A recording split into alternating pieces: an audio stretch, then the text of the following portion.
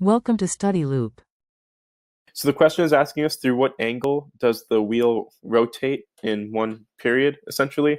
And we have that theta final equals theta initial plus omega initial t um, plus half at squared.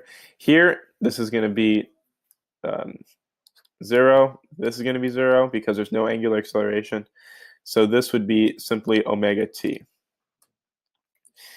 Omega is going to be equal to 14 revolutions per second. This is a given, and we can say that 2 pi radians are in every 1 revolution, and we can say 28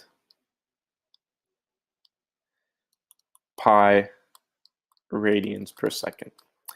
And at this point, we know that delta t is simply, there's 120 frames per second, so delta t is simply going to be 1 over 120 seconds.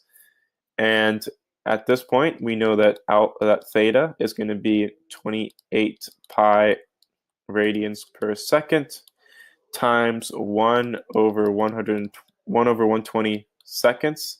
And this is going to be equal to 0.233 pi radian. If we were to convert this, so 0.233 pi times 180 degrees over pi radians, and this is going to be 41.94 degrees, or around 42 degrees. And the correct answer choice for this would be D.